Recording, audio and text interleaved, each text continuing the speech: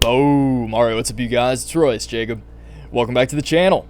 In this video, we are going to be talking about how Bitcoin is finally in the process of reverting to its mean, which is pretty much just a fancy way of saying that it's almost corrected back down to $20,000, which was its all-time high from its previous bull market cycle back in 2017, as well as its initial high from its current cycle, which we saw back in December of 2020. So this is a massive checkpoint for Bitcoin when it comes to a longer-term time horizon, and when it comes to when we could officially be entering the slow period, the cool down period that is crypto winter. So as you can see in front of us, I have Bitcoin opened up on the charts, weekly candles dating back 5 years to that previous cycle.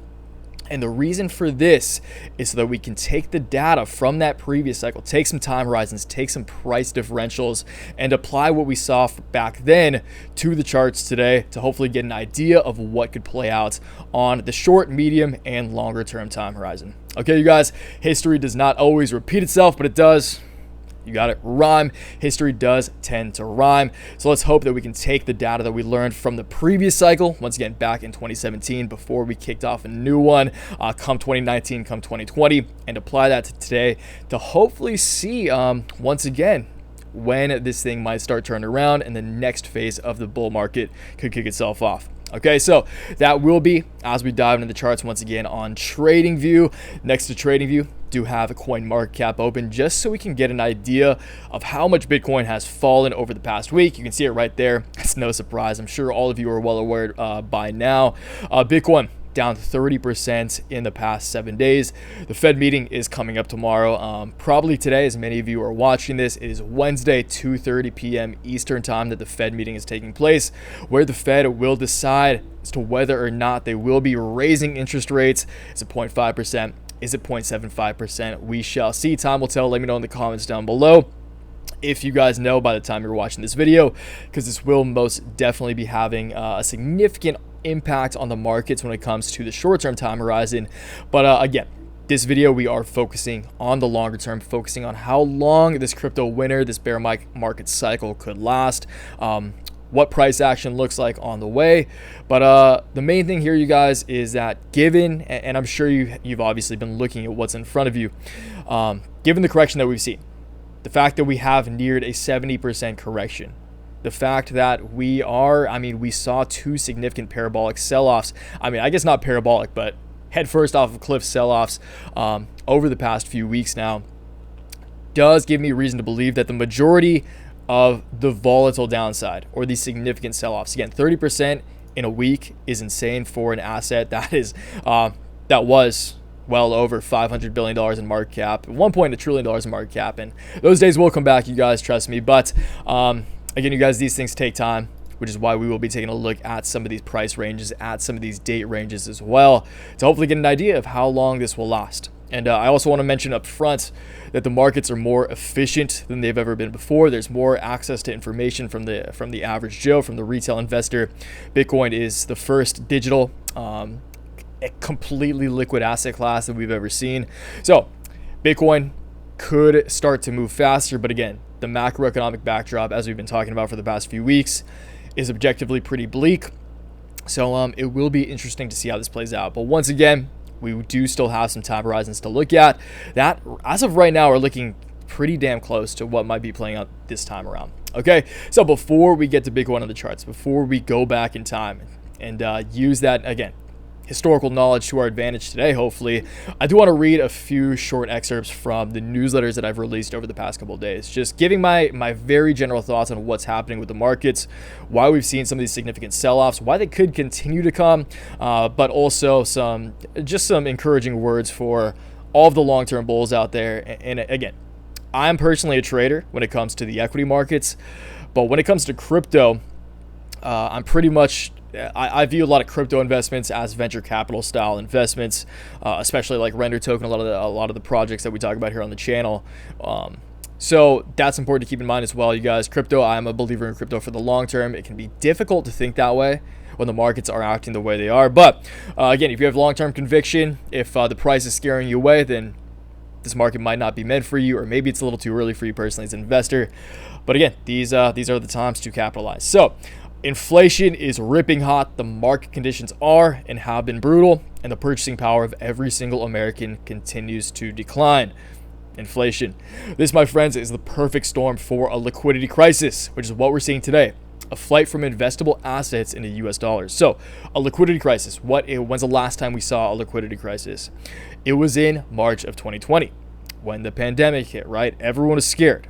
Extreme fear. You look at the fear and greed index of the S&P 500 of Bitcoin.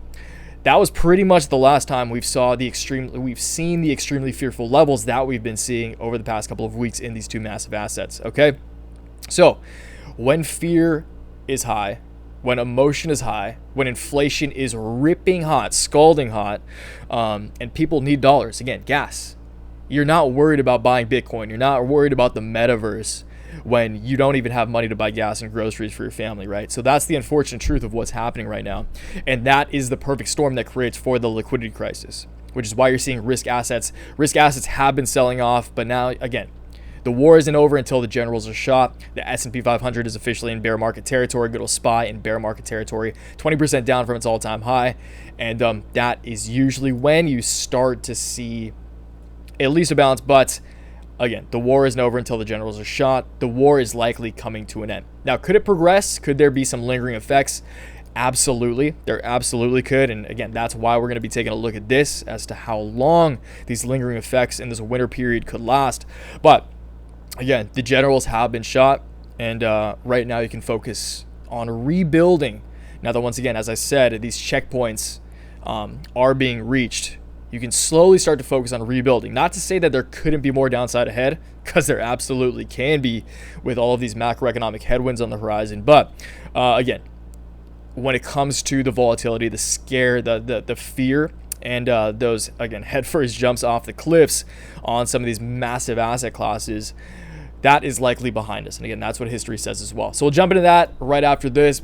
But Bitcoin sitting just above 21K. This was yesterday, that at the time of recording, I guess it's all relative. Right now, 22K, same exact principles apply.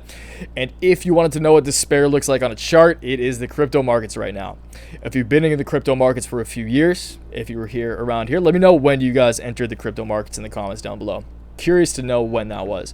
So, but if you've been in the game for a couple of years, then you'd recognize this feeling well. If not, then you should internalize it and understand that it can and absolutely will come again.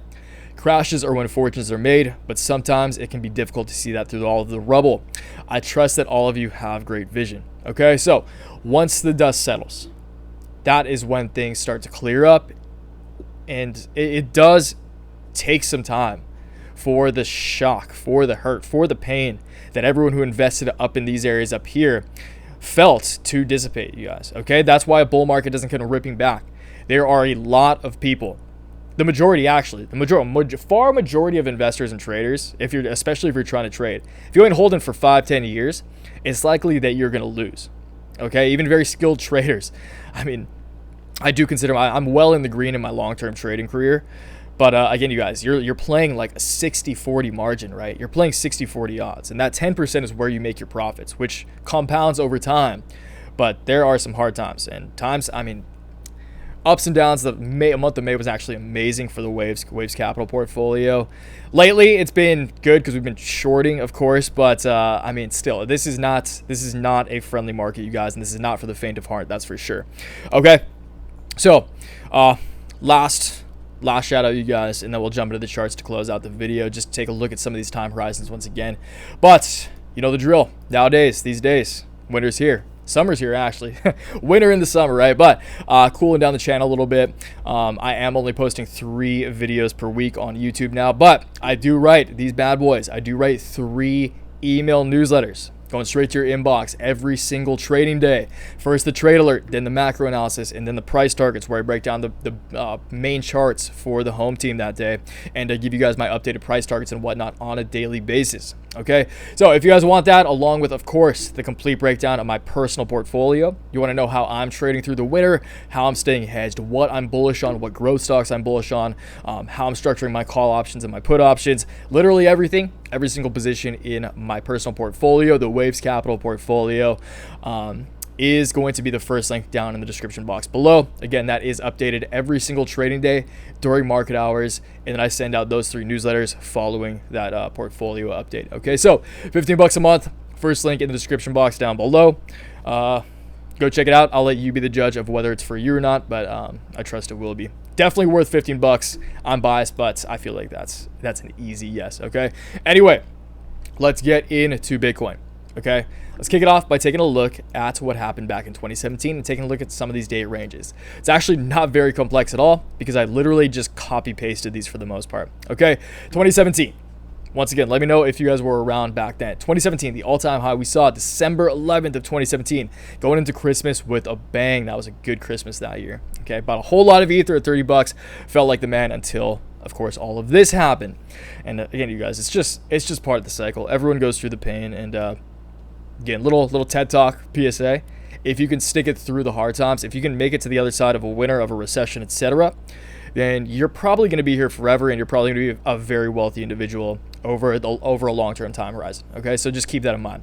Anyway, from the all-time high to again, all-time high, boom, sell-off, little bounce, sell-off, little relief rally, pretty extended relief rally there to that kind of last significant sell-off. Okay, that was about 71.5% and spanned 189 days. Okay, let's zoom back out here.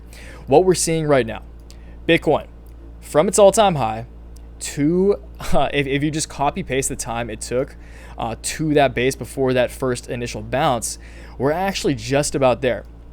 So again, from that all-time high to the bottom of that dead cat bounce was about 189 days from a macro perspective. If you copy paste that to the previous all-time high we saw in November of 2021 to where we are now, then that would have taken us to May of this year. Okay, so we're a little overdue. But when you think about it, you guys, again, it's not, history doesn't repeat itself, but it does rhyme. And we are likely getting close, especially because we're selling off so damn significantly, probably to some extended relief. Okay, so if we look back here, you can see that, I mean, you could argue that we are right here, but we did see a month. So April 2nd to April 30th, we saw about a month of relief. That's obviously 4 weekly candles. We have not seen 4 consecutive weekly green candles for a very long time. Honestly, since back here, I guess. So I do feel like we are in for some mean reversion. Talking short-term price targets. Not going to talk short-term price targets today, but of course, do cover those I cover Bitcoin every day in the macro newsletter. So if you guys want short-term targets for Bitcoin, that's there as well. But if we look at the amount of time it took, okay, let's just get to the good part. How long does it take from the bottom, discounting that first these little relief rallies and whatnot, to the actual what you could consider to be the bull market to re-engage, okay, or reignite? Okay, so from this base right here, so again, 70% correction from the high to the low. Okay, and of course we did go lower. Bitcoin actually over the course of time did fall a total of 84%, so we can look at that as well after this. But as of right now, we have corrected that standard historical roughly like 70%. Not quite yet, actually. We still need to see $20,000 for that. And again, maybe by the time you guys are watching this, we do see $20,000, but we're almost there, you guys. And that's the point. Again, we're almost there. Granted, we could of course fall lower. Black swan events, economic hurricanes coming. We'll see, but again, you guys, this is just using what we've seen historically to apply that to today. Okay, so from the low we saw, from that 70% correction right here, how long did it take for what I consider to be the reignition of the bull market and the next phase to the upside right here? I'll say that was in April of 2019. Okay, we went from, let's get another price range here, boom, price range. We went from the low of $4,000 to a high of $13,000, or a 230% gain. Okay, so over 3x gain we saw from April of 2019 to June of 2019. Okay, so very, very exciting stuff right there. How long did it take from the low, from the 70% correction, disregarding those little rips, those pretty significant dips, and just going through that winter period of virtually sideways trading? That was 280 days. Okay, so pretty much, what is that, like 2/3 of a year, just ballparking? So that is 280 days. If we just took that copy paste 280 days from where we are right now, time of recording is June 14th is the time of recording, but we're on a weekly candle, so give or take. Okay, let's take this over here. Let's just say drag that to June 20th, right? June 20th. If we were to extend that out 280 days, that would mean that the bull market cycle, the next phase of the bull market cycle, would happen in March of 2023. And this does almost intuitively make sense, right? There's a lot of, this is not just my opinion, but this is the opinion of a bunch of multiple reputable analysts, at least in my opinion, analysts that I've vetted and I believe to their words hold weight in my mind at least. They do think that come Q1 of 2023 is when things finally start to pick back up, okay? Because this is going to be rough this next quarter, this summer. Inflation's still ripping hot. This is going to be a very, very rough next few months and probably a year, because again, it takes time for things to come back, you guys. People don't just forget about the pain that losing a whole bunch of money caused them. That debt, the emotional scars are real. They do heal, but it does take time, okay? And that's the reality of bull markets, bear markets. That's the nature of the game. That's the nature of the beast, okay? So March of 2023 is just historically when the bull market will pick back up. Again, there could always be situations like this where something goes crazy, something goes haywire, the war escalates, you see a big old sell-off again, followed by more sideways price action. You rip up, boom, you think the rally's back, you get thrown a curveball. That is the COVID pandemic right here, dropping all the way down to $3,000, like $3,500 in March of 2020. But we all know how that played out. And when it comes to Bitcoin, an asset class that I think will one day definitely take over a lot of the market cap of gold, which is roughly $5 trillion. That leaves a lot of room for Bitcoin to grow. Okay, $5 trillion gold, $5 trillion. Actually, is gold a $9 trillion market cap? I can't remember how mad. Gold is massive. Okay, so you guys look at that for yourself. But say gold is a $5 trillion market cap. Bitcoin is currently at a $400 billion market cap. That leaves over 10x room for growth in the case that Bitcoin can consume half of gold's. I think that's it, half of gold's market cap, which is $5 trillion. That's why I have the video where the price target for Bitcoin is gold 2.0, is a $500,000 Bitcoin, which would take Bitcoin to roughly, I can't remember, you guys, but just go watch that video. Bitcoin is gold 2.0. No matter when I'm making these videos, bull markets, bear markets, all of those underlying principles apply. And that's why it's important at times like these to just remind ourselves of the long term. And yeah, again, keep in mind, you guys, once again, I'm a trader. I trade on a daily basis. That's why I have this product. That's why I write the newsletters, to keep you guys posted, but also because that is the name of my game. I trade it to make money. But with Bitcoin, with certain assets, and with a lot of stock positions like Riot, Coinbase as well, I've been accumulating, and I will hold these for the long term. It just takes a strong stomach, and you know what? It's good. It's good character. It builds your character. It makes you a stronger person over time, and it makes you more over time. It is factual that you will be wealthier in the case that you don't puss out. Okay, so that's the video, you guys. Once again, let me know in the comments down below when you got into the crypto markets. Just let me know how you're feeling about the general state of the crypto markets, of the stock market as well. And yeah, I'll catch you guys next time. Until then, always remember, take action, make waves. Peace.